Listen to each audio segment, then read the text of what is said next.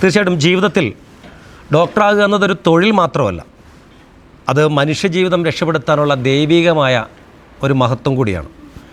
എന്നൊരു പക്ഷേ നിങ്ങളുടെയൊക്കെ ജീവിതത്തിനകത്ത് വല്ലാത്തൊരു ആശങ്കയിലാണ് നിങ്ങളിന്ന് ഈ സദസ്സ് പങ്കിടുന്നത്. കസാഖിസ്ഥാനിലെ ഉസ്ബെക്കിസ്ഥാനിലേക്കുള്ള യാത്ര, അവിടുത്തെ 5 വർഷത്തെ MBBS പഠനം, അതിനകത്ത് നിങ്ങളുടെ മാതാപിതാക്കൾ നിങ്ങൾക്കായി ഒരുങ്ങിയ നിമിഷവും നിങ്ങൾക്ക് വേണ്ടി ചിലവഴിക്കുന്ന ഒരു സാമ്പത്തിക ചിലവുമെല്ലാം ഒരുപക്ഷെ നിങ്ങളെ വല്ലാതെ ആശങ്കപ്പെടുത്തുന്നുണ്ടാവാം. പക്ഷേ 5 വർഷത്തെ നിങ്ങളുടെ പഠനത്തിന് ശേഷം നിങ്ങളൊരു പക്ഷേ നാട്ടിലേക്ക് തിരികെ വരുമ്പോൾ നിങ്ങൾക്ക് ലഭിക്കുന്ന ഒരു ആന്തരിക മാനസിക സുഖമുണ്ട്. ആ സുഖമാണ് നിങ്ങളുടെ ജീവിതത്തിലെ ഏറ്റവും വലിയ ഒരു കരിയർ. അതോടൊപ്പം തന്നെ ജീവിതം മുൻപോട്ട് കാണുന്ന ഒരു വലിയ സന്തോഷത്തിൻ്റെ നിമിഷം കൂടിയുണ്ട്. പേരൻസിന് നിങ്ങൾ അവരെ സ്നേഹിക്കണമെന്ന് ഞാൻ പറയുന്നൊന്നുമില്ല, നിങ്ങളവരെ വേദനിപ്പിക്കാതിരുന്നാൽ മതി.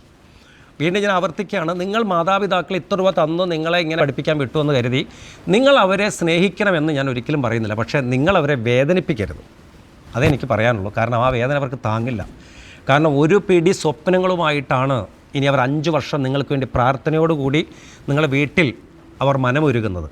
ആ പ്രതീക്ഷ തിരിച്ചു കൊടുക്കാൻ നിങ്ങൾക്ക് റെസ്പോൺസിബിലിറ്റി ഉണ്ട്, അത് മറന്നു പോകരുത്. ഓരോ ദിവസത്തെ പഠനവും ഒരുപക്ഷെ അമേരിക്കൻ സിലബസിൻ്റെ ബേസാണ് നമ്മൾ ഈ പറയുന്ന രാജ്യത്ത് നമ്മൾ പഠിക്കുന്നത്. അന്നെന്നുള്ളത് നമ്മൾ അന്നന്ന് പൂർത്തീകരിച്ച് പോയാൽ നിങ്ങളെ പരാജയപ്പെടുത്താൻ ഈ ഭൂമിയിൽ ആർക്കും സാധിക്കില്ല.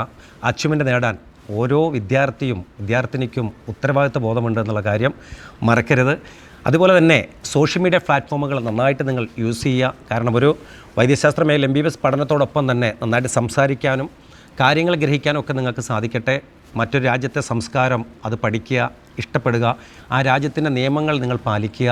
അതോടൊപ്പം തന്നെ നിങ്ങൾ സ്വന്തം മാതൃരാജ്യത്തെ സ്നേഹിക്കുക. നമ്മുടെ രാജ്യത്തേക്കുള്ള തിരിച്ചുവരവിൽ ഓരോ സാധാരണക്കാരനും നിങ്ങൾ പഠിച്ച ഈ വൈദ്യശാസ്ത്രത്തിൻ്റെ മികവ് അവനിലേക്ക് എത്തിക്കാൻ നിങ്ങൾ പ്രതിജ്ഞാബദ്ധരാണ്.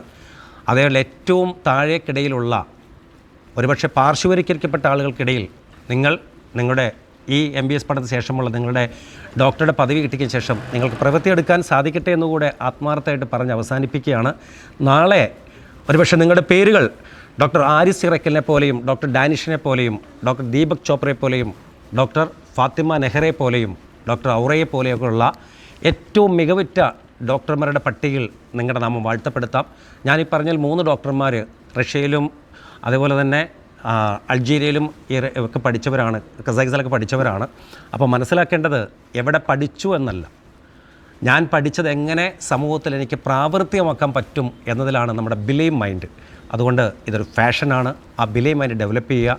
അതോടൊപ്പം തന്നെ നിങ്ങളുടെ മാതാപിതാക്കളുമായിട്ട് നിങ്ങൾ നല്ല ബന്ധവും വിശ്വസ്തയും നിങ്ങൾക്ക് പുലർത്താൻ സാധിക്കട്ടെ എന്ന് എല്ലാ മക്കളോടും ആജ്ഞാപിക്കുകയല്ല, അപേക്ഷിക്കുകയാണ്.